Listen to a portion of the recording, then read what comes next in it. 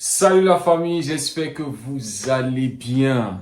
Aujourd'hui, le Real Madrid va officiellement lancer son année 2025 en se déplaçant à Valencia. Le match en retard à cause des catastrophes qu'il y avait eu à Valencia, on se rappelle. Ce match avait été reporté, donc le Real Madrid va jouer ce match aujourd'hui. Et actuellement, le Barça est à 2 points du Real Madrid. Le Real Madrid a 40 points.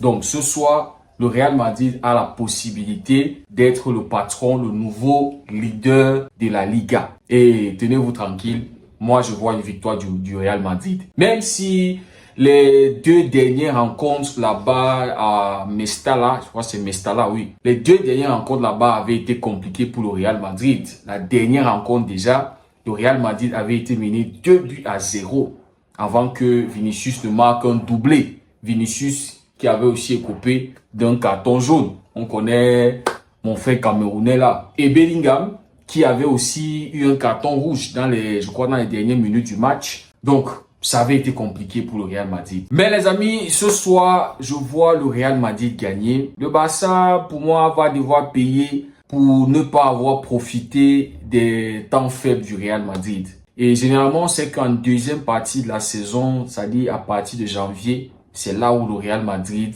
est dans ses pleines capacités, ses pleines formes. On peut voir aussi que Mbappé est en train de retrouver son niveau. Il était à Dubaï pour le truc de la FIFA, là, la coupe, là, la coupe intercontinentale. Il a joué encore dans le stade où il avait perdu la Coupe du Monde face à Lionel Messi. Et on a l'impression, c'est comme si Mbappé est allé là-bas et il a ressuscité le vrai Mbappé, parce que depuis cette Coupe du Monde, on a l'impression qu'on a perdu le Kylian Mbappé méchant. En ce moment, dans le groupe du Real Madrid, voilà, tout va bien. Vinicius qui a eu un décembre très chargé, la FIFA des baisses, Dubaï et tout ce qu'il a eu à remporter, toutes ces récompenses individuelles.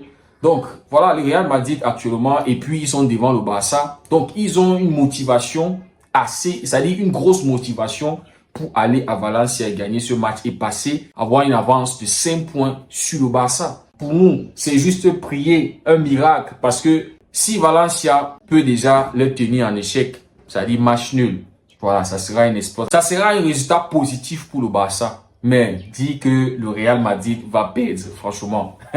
Quand on voit le Real Madrid en première partie de saison, voilà, à l'extérieur, généralement, ils ont souffert, mais ils ont su revenir avec la victoire. Face à la Real Sociedad, ils avaient souffert, mais ils ont trouvé le moyen de gagner. Je pense face à Villarreal aussi, ils étaient à l'extérieur et ils avaient gagné ce match. Et je pense que toute la première partie de la saison, le Real Madrid n'a pas perdu à l'extérieur, si je ne me trompe pas, je n'ai pas vérifié. Mais je pense que généralement à l'extérieur, ils ont pu trouver le moyen de gagner. Donc, c'est à voir les amis ce qui va se passer ce soir. Demain, le FC Barcelone va lancer son année 2025. Ça sera face à Barbastro. Voilà. Un club qui évolue en 4e division. Et ça sera dans un autre contexte. Ça sera en Copa del Rey, notre premier match. J'avais vu une publication sur X où on avait demandé à chaque joueur de Barbastro quel maillot ils aimeraient avoir des joueurs du Barça. Donc les amis, cette rencontre, on a les grands frères FC Barcelone qui vont faire face aux très petits frères. Là, le Barça a le devoir de gagner ce match. On se rappelle que la dernière fois, ça avait été compliqué pour le Barça. Le Barça avait gagné 3-2 face à cette équipe, mais ça avait été compliqué. Donc les amis, c'est un match qu'il ne faut surtout pas prendre à la légère. C'est sur un petit stade, la pelouse qui ne va pas être comme celle des clubs en D1, même s'il y a souvent des stades en D1 qui sont bizarres. Les amis, peu importe les conditions, le Barça se doit de gagner ce match. Il faut commencer l'année d'une manière positive. On a mal terminé notre année 2024. Je me disais qu'on allait gagner face à Atlético pour se donner un boost pour entrer en 2025. Mais on ne l'a pas fait. Et là, on a une opportunité face à une petite équipe. Certes, on ne va pas les sous-estimer. On va les prendre au sérieux.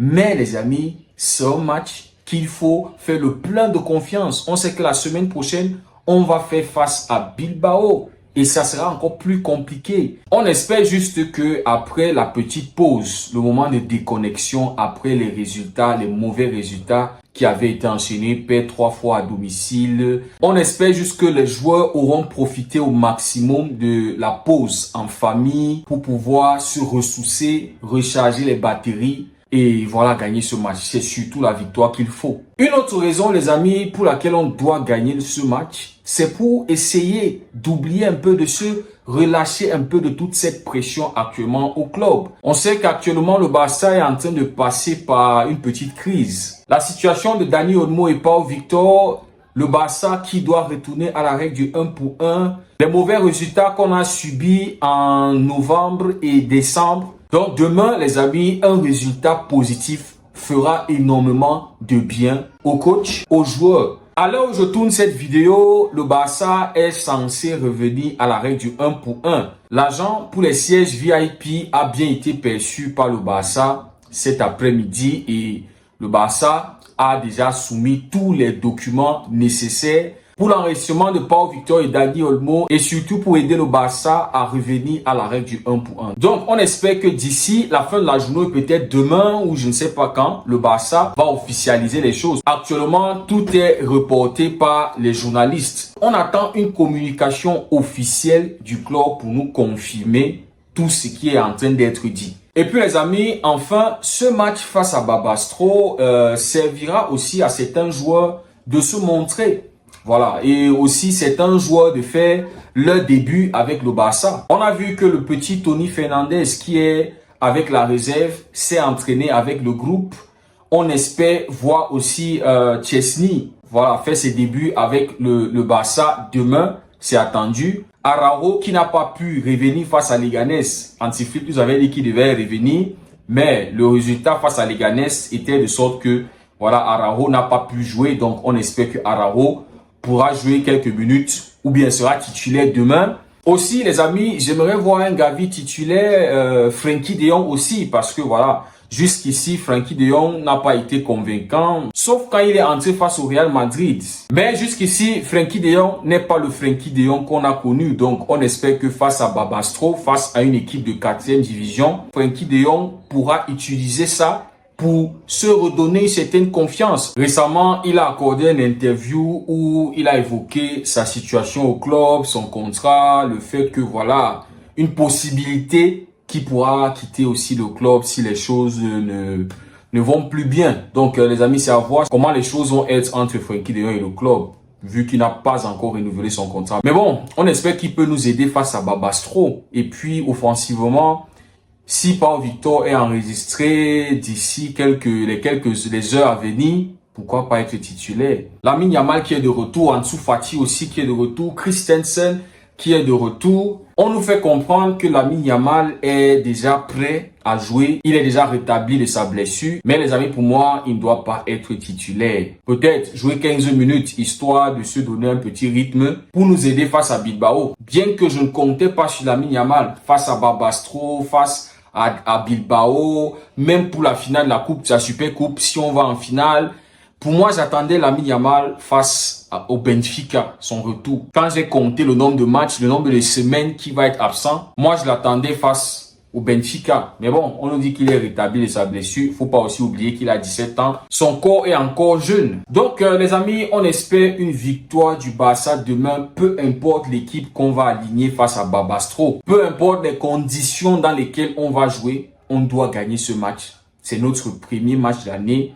On a terminé l'année dernière avec une défaite. Cette année, faut pas la commencer avec une défaite, surtout pas. Les amis, dites-moi ce que vous en pensez. Merci beaucoup d'avoir suivi la vidéo. On se dit à très bientôt et surtout pour le débrief de Valencia Real Madrid. Et je crois que ça va être un live. Parce que cette année, je pense qu'on aura énormément de live sur la chaîne. Merci beaucoup d'avoir suivi la vidéo. On se dit à très bientôt et que Dieu vous bénisse.